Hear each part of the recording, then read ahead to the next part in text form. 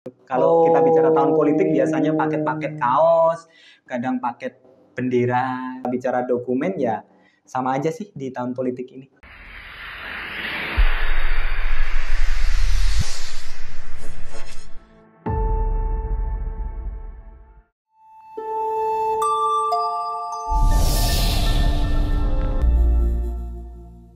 Assalamualaikum warahmatullahi wabarakatuh. Selamat datang kembali di Bagus Podcast. Di awal September kita mengundang banyak tamu, tidak hanya para elit partai politik, para relawan, para konten kreator, tapi kita juga undang orang-orang yang bergerak di dunia logistik. Nah, tahun politik identik dengan logistik. Telah hadir di studio Bagus Podcast ini Manajer Tiki Serang. Kita sapa dulu. Assalamualaikum Mas Sigit. Waalaikumsalam warahmatullahi wabarakatuh. Sibuk Mas? Alhamdulillah. Alhamdulillah. Wah, ini sepertinya wong Jowo ini. Jowo ya. Dari mana Mas? Saya Jogja. Wow. Jogja. Kota berbudaya. Alhamdulillah. Sapro beberapa punya kawan yang kuliah di Jogja. Oh. Jadi pulangnya sangat kreatif. Iya. Iya. Mas Sigit, kita pengen ngobrol banyak nih soal Tiki. Saprol di zaman kuliah dulu masnya akrab banget dengan Tiki. Oke. Mau ngirim lamaran kerja, mau ngirim dokumen-dokumen, kita selalu pakai Tiki. Terima kasih. Tapi di 2 tahun 3 tahun belakangan marketplace banyak. Iya. Udah muncul tuh. Iya. Oh, banyak sekali sekarang. Bagaimana dengan revolusinya Tiki? Apakah juga punya anak perusahaan yang kolaborasi dengan marketplace? Iya. Atau brandnya masih tetap Tiki? Oke. Kami makasih Pak Mas Saprol udah ngundang saya khususnya di podcast Bagus Podcast inilah. Tentunya saya melihat beberapa video cukup mengedukasi banget. Terima kasih. Macam-macam ya. Ada politik, ada dari anak mudanya. Betul. Benar-benar semoga bisa membantu nge-branding khususnya untuk khususnya di wilayah Banten. Semoga dari Bagus Podcast ini juga bisa menginspirasi seluruh Indonesia. Amin. Tentang potensi-potensi yang ada gitu. Kalau kita bicara dunia usaha khususnya logistik, memang akhir-akhir ini dengan dibukanya marketplace yang sangat-sangat banyak, itu memang tingkat kompetitor sangat-sangat banyak juga. Wah. Jadi bukan hanya elit partai yang berebut kursi ya. Jadi usaha logistik juga kompetitornya luar biasa. Cukup luar biasa. Wow. Gitu. Ya, tapi bagaimanapun juga ya memang udah zamannya ya. Tinggal kitanya aja dari Tiki dengan meningkatkan kualitas layanan tentunya sama pengabdian kami ke masyarakat. Gimana caranya biar layanan kami bisa diterima baik saat pengantaran ataupun peluang usaha sehingga kami memberikan solusi. Apa yang kita bisa bantu untuk pengembangan usaha di wilayah Indonesia, wabil khusus di wilayah Banten ini. Kalau Saprol lihat di Wikipedia, Tiki ini sudah puluhan tahun ya berdirinya ya? Alhamdulillah 54 Mas. Wah, berarti kalau 54 udah dari tahun 70-an? 71 ya. Baru kemarin tanggal 1 September kemarin. Wah. Kami ulang tahun. Alhamdulillah tahun. Di usia yang ke-54, tagline-nya menyala sobatku. Wah, gitu. Semoga masih pas momennya kita ucapin selamat ulang tahun Tiki ke-54 ya. Terima kasih. Menyala sobatku. Nah, kalau bicara Tiki, Mas, apa dia punya anak perusahaan? Kan kalau kita sebut brand-brand yang sekarang, kalau Saprol buka marketplace, Saprol dan teman-teman wartawan juga sahabat Shopee, Lazada, Tokopedia, hampir banyak sekali kan sekarang yang bergerak usaha di logistik. Ada JNE, JNT, Lex ID, Iya betul. Ninja. Iya, betul. Banyak. Nah kalau Tiki ada anak perusahaannya. Kami kalau anak perusahaan itu bukan anak perusahaan bagi kami, tetapi bekerja sama. Apa itu? Kami udah ada di Tokopedia, gitu. Kami pun juga ada di Bineka, dan kami pun yang pasti masuk ke beberapa yang manual juga. Dalam artian wabil khusus UMKM yang kami ada beberapa dan banyak UMKM khususnya yang di wilayah Banten ini yang memakai jasa kami untuk pengembangan usahanya. Tapi Sapro kalau buka Shopee misalnya, Tokopedia, Lazada, agak susah tuh nyari Tiki. Iya, betul. Adanya yang baru-baru itu. Iya, betul, Pak. Tapi ketika Sapro beli ikan hias, nah si penjualnya nyaraninnya lewat Tiki. Iya, benar, Mas. Untuk hal-hal tertentu itu Tiki banget gitu. Iya, nggak bisa di take over sama perusahaan baru yang bergerak di logistik bisa mengcover pengiriman ikan hias misalnya. Apakah itu kelebihan dari brand Tiki yang selama ini dipertahankan atau Tiki juga ikut adaptif dengan perkembangan zaman? Kami cukup adaptif dengan perkembangan zaman yang tentunya banyak juga program-program kami dalam artian kami ada yang bisa di tracking secara up to date, terus baik itu ongkirnya ataupun status barangnya ada di mana. Terus kami pun juga ada yang namanya POD image. Jadi misalkan sukses itu diterima siapa, fotonya mana, di situ juga ada. Ada yang ketika gagal pun juga menunjukkan foto yang pasti kita bisa jemput gratis tanpa batas ongkirnya berapa. Walaupun cuma satu dokumen kita jemput gratis, dan beberapa juga ada kami Tikiku dan Sherlock itu tentunya yang untuk UMKM itu sangat-sangat cocok banget. Seller online Sherlock. Seller online. Betul, ya, dengan banyak keuntungan tentunya. Iya. Artinya dari brand-brand yang baru itu yang tadi Sapro sebutkan itu tidak ada sebenarnya yang jadi anak perusahaannya Tiki. Tidak ada. Itu dalam artian servis kami. Servis sama produk-produk kami. Iya. Di penguatan di situ. Kalau untuk di Banten berapa kantor cabang Tiki? Kami semua alhamdulillah udah lengkap. Baik di Lebak sudah ada, Pandeglang ada, Cilegon ada, terus bahkan kita tiap hari pun ada yang ke Bayah. Banten Selatan. Ya, kami perjalanan ke Bayah itu berangkat dari jam 8 pagi sampai ke Bayah itu kurang lebihnya jam 2 siang. Kurang lebihnya. Jadi misalkan Mas Aprol kirim pagi ini ke Tiki, nanti jam 2 udah sampai ke Bayah. Cukup ngirit Rp6.000 saja udah sampai ke Bayah. Gitu. Jadi udah lengkap ya di 8 kabupaten kota. Iya, betul. Mas Sigit di Tiki Serang. Kami pusatnya di Tiki Serang. Tiki Serang itu induknya. Induknya. Sapro masih kepo Pak Sigit. Apa kelebihan Tiki dibandingkan perusahaan logistik lainnya, terutama yang baru-baru? Kalau kita bicara, yang pasti kelebihan kita pengalaman. Dengan usia yang 54 ini, senior. Alhamdulillah pengalaman. Tetapi bagaimanapun juga, kami walaupun berpengalaman, kami pun juga terus untuk belajar dan meningkatkan adaptif sama perkembangan teknologi. Karena udah senior ya, jadi banyak pengalamannya. Iya, kelebihan kami ya gampang dicek statusnya. Dan kami pun menyediakan untuk customer ataupun mitra-mitra kami beberapa PIC yang langsung menghandle.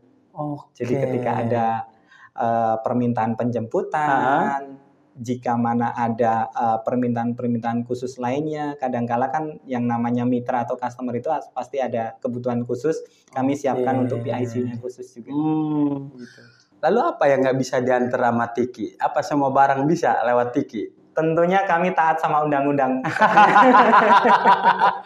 Narkoba tentunya juga nggak bisa. Iya. Maksudnya secara volume, Mas Sigit. Apa ada batas berat maksimal atau ukuran barang yang panjang kali tinggi berapa yang itu masih bisa disanggupi oleh Tiki untuk diantar? Oke, kami semua barang bisa kami kirim.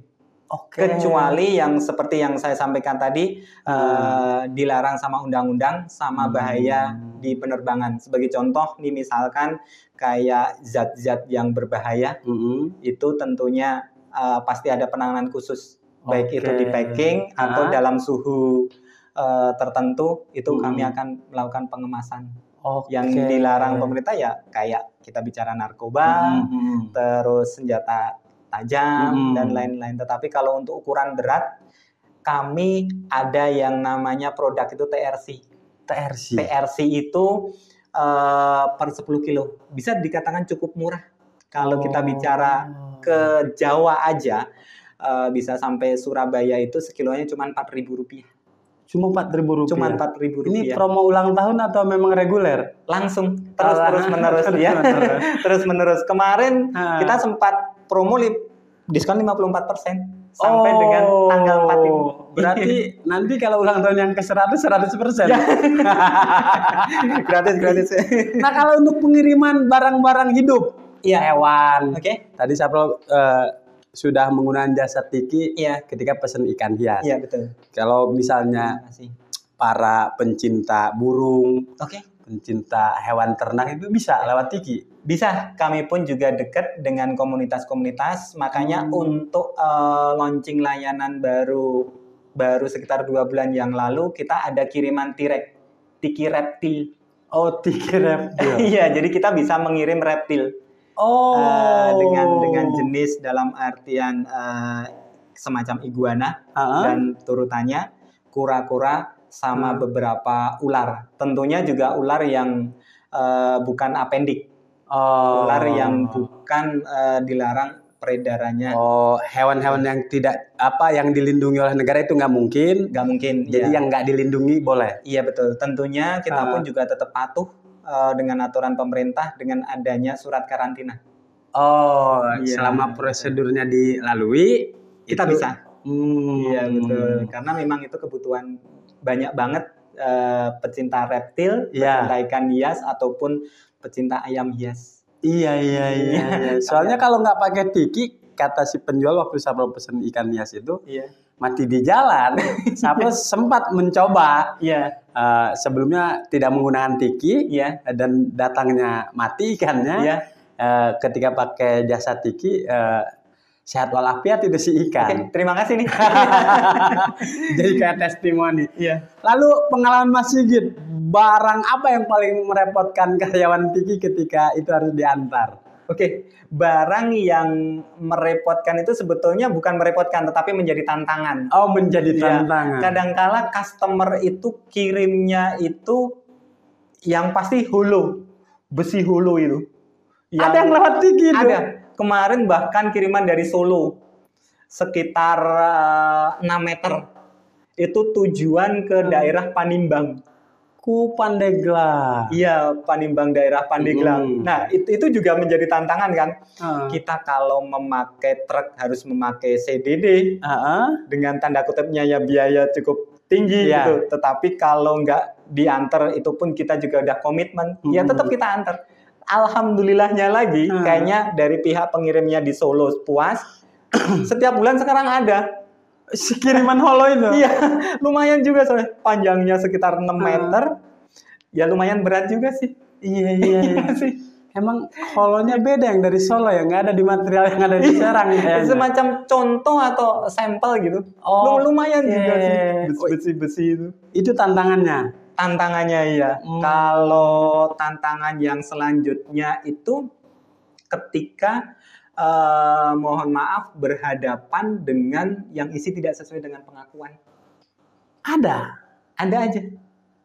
Gimana misalnya? Notabene kan setiap customer itu ada hal-hal yang ini isinya makanan. Oke. Ternyata makanan ini setelah ditinggal ternyata makanan basah ataupun beku. Jadi kan secara otomatis dia ngembun dulu. Coba kalau disampaikan dari awal, Mas ini makanan sejenis frozen gitu kan ya. Berarti kan kita akan siapkan, udah masukin ke kulkas, kita udah menyediakan semacam freezer. Oh, jadi Gitu, iya. teknik pengemasannya pun akan beda Akan gitu beda, ya. iya. Karena kan juga nggak mungkin juga makanan basah ataupun apa dicampur, nanti pasti akan jebol. Gitu. Jadi kejujuran si nasabah juga sangat penting ya untuk menghandle pengemasan. Sangat-sangat penting karena nanti akan berhubungan nanti pengemasannya itu apakah perlu di packing kayu atau di packing bubble. Gitu. Karena bagaimanapun juga kan kita juga harus memikirkan petugas kami di lapangan dan kepuasan pihak penerima ataupun pihak pengirim biar kiriman tersebut tetap aman dan utuh dan semuanya puas. Iya. Kalau kirim buah durian bisa lewat Tiki? Untuk saat ini durian kupas. Durian kupas, tapi tentunya tetap di lakban. Oh, tetap di lakban. Iya. Karena kan ada beberapa aturan juga. Dilarang kirim buah durian. Oh iya. Ternyata sama dengan di pesawat. Iya. Jadi nggak bisa kita kirim bijian durian mahal sekalipun itu nggak bisa, tetap harus dikupas. Tetap dikupas. Gitu, mantap. Kita lanjut Mas Sigit. Kalau di tahun politik nih, gimana pergerakan paket yang masuk Tiki? Apa tahun 2024 ada peningkatan yang tajam atau justru tahun politik malah lesu nih? Kan kita pemilu kemarin, Februari. Sekarang mau pilkada kita November, pilkada serentak. Gimana mobilisasi paket-paket yang masuk Tiki? Kalau di tahun politik ada peningkatan? Peningkatan itu pasti ada. Biasanya dari percetakan kaos. Percetakan kaos, percetakan bendera itu biasanya kirim ke kami. Terus kami kirim baik itu yang City Courier dari Banten ke Banten ataupun dari Banten ke provinsi lain. Ya, ke provinsi lain. Jadi langsung banyak itu. Kalau kita bicara tahun politik biasanya paket-paket kaos, kadang paket bendera, spanduk baliho gitu. Iya, betul. Kalau kita bicara dokumen ya sama aja sih di tahun politik ini. Oh, sama gitu. Ya. Biasanya kaos-kaos kayak gitu. Berarti ada peningkatan persentasenya bisa diukur nggak kalau di tahun politik? Bisa diukur, tetapi cukup ya sedikit, nggak signifikan banget, karena kan rata-rata untuk kaos-kaos tertentu aja yang dikirim gitu, proyekan kaos itu. Oke, lalu kalau warga Banten mau ngirim barang ke luar negeri gimana? Bisa, sangat-sangat bisa. Dan harganya? Harganya pun juga tetap kompetitif. Tetap kompetitif. Dalam artian tentunya juga ada perbedaan untuk kiriman dokumen ataupun paket. Tetapi kami juga untuk kirim ke luar negeri, kami taat aturan yang dari negara masing-masing. Oh, ikut aturan. Ya, sebagai contoh nih, misalkan kalau kirim ke Malaysia contohnya, itu kan nggak bisa sembarangan buku. Ya, buku benar-benar harus dicek. Jelas penerbitnya mana dan buku apa gitu. Apalagi kalau ke daerah wilayah benua Eropa. Sampai ke Eropa bisa? Amerika juga bisa, iya. Luar biasa. Mobilisasi paket yang dari Banten ke luar negeri paling banyak ke negara mana itu, Bang? Rata-rata Malaysia sama Singapura saat ini. Iya. Karena mungkin TKI-nya banyak juga di sana. Ya. Kecuali kalau barang masuk. Barang masuk rata-rata dari Arab. Timur Tengah, dari Arab. Berupa biasanya koper biasanya. Kalau lagi musim haji? Kalau lagi musim haji nggak ada. Kurma gitu, air zam-zam? Kalau air zam-zam itu nggak ada. Cuman biasanya ramenya itu kalau untuk hari raya itu Idul Fitri sama Idul Adha-nya. Oh, justru di hari raya. Iya, hari raya. Iya. Kalau Idul musim haji itu nggak ada begitu signifikan banget. Oke, di dua pertanyaan terakhir Mas Sid. Kalau karyawan Tiki gimana cara liburnya? Kan paket ini tiap nggak kenal hari libur kan? Iya. Gimana manajemennya? Manajemen kami kalau untuk kurir pastinya ada tukar libur. Jadi misalkan hari ini misalkan Sabtu libur, dia minggunya masuk. Oh gitu. Karena kan kami harus mempunyai amanah, nggak ada tanggal merah di Tiki. Oke. Namanya amanah kan harus diantar, tetapi hak-hak karyawan pun tetap dilaksanakan. Berarti kalau hari raya kurir masih tetap bekerja. Tetap masuk. tetap masuk. Nah kalau itu lebih lah Mas. Iya. Nggak cuma tuker hari. Iya. Kecuali manajernya bisa mudik ya. Yang nggak tentu juga. Kepancing nih. Iya. Jadi kirain manajernya bisa mudik, kurirnya enggak.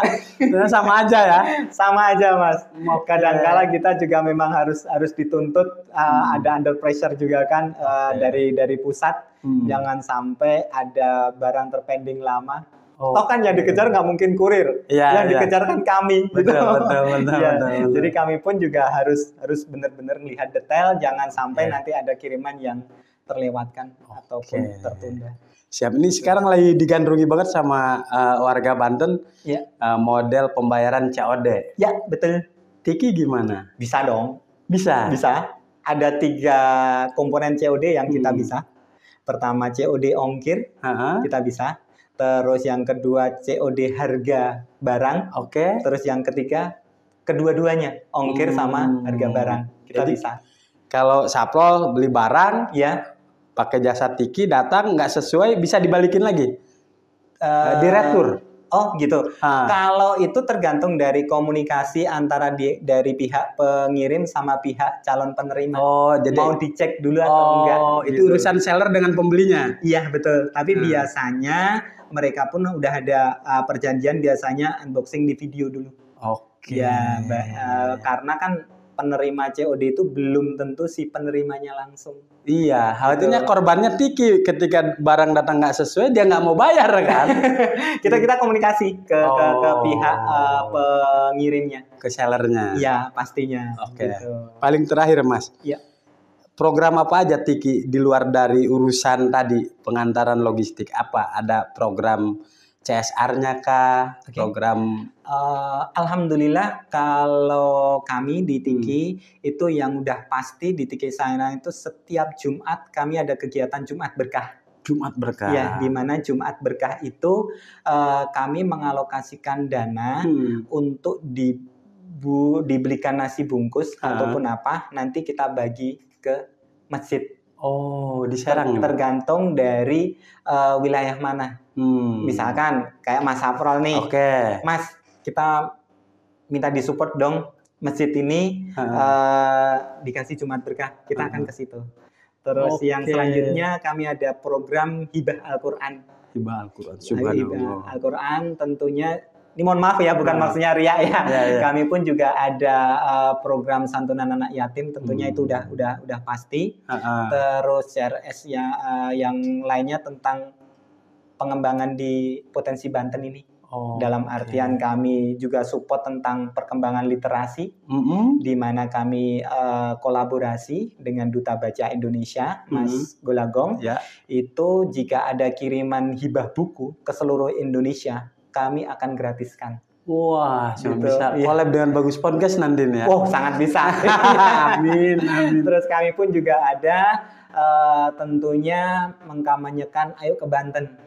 Via semua medsos kami tentang potensi Banten ini, baik itu budaya, makanan, ataupun tempat-tempat wisata. Itu kami terbitkan setiap Sabtu dan Minggu. Bisa dicek di medsos kita di sini nih. Oke, siap. Ini Pak PJ Gubernur dan calon Gubernur Bupati Wali Kota harus tahu nih bahwa Tiki ikut mempromosikan kunjungi ke Banten. Iya, pastinya kami pun juga ada pojok UMKM.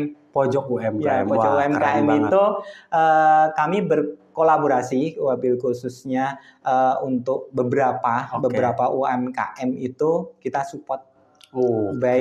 Baik dari segi pengirimannya ataukah dari segi mitra-mitra bisnis yang lain. Cakep juga program-programnya. Kita masih banyak yang ingin ditanyakan, tapi durasinya juga terbatas. Penutup aja. Kalau karyawan Tiki mau ngirim barang, dia menggunakan jasa Tiki gratis? Tentunya untuk apa ini? Untuk ngirim karyawan, dia juga ngirim ke keluarganya, misalnya pakai jasa Tiki? Kalau selama kegiatan sosial kami akan gratiskan. Tetapi kalau untuk kegiatan secara pribadi tentunya kami akan diskon. Ya, ada diskon khusus untuk karyawan. Diskon khusus pastinya. Bahkan mitra usaha pun jika karyawan mau bikin peluang usaha yang lain, kita kasih diskon khusus. Cakep. Berberi kemanusiaan sekali Tiki ini untuk karyawan. Berapa jumlah karyawannya sekarang, Mas? Kurang lebihnya 90. 90 orang. Iya, betul. Wah, bisa buka lowongan kerja untuk 10 orang lagi. Biar 100 orang. Amin. Arnun, Mas Sigit, sudah mampir. Terima kasih. Mudah-mudahan nanti kita bisa kolaborasi. Terima kasih. Baik, Sobat Bagus, menarik sekali obrolan kita dengan Mas Sigit, manajer Tiki Serang. Ternyata banyak hal yang kita baru tahu. Tiki tidak hanya urusan logistik, tapi juga banyak sekali urusan kemanusiaan. Kita akan undang lagi para tokoh-tokoh inspiratif di Provinsi Banten. Wassalamualaikum warahmatullahi wabarakatuh.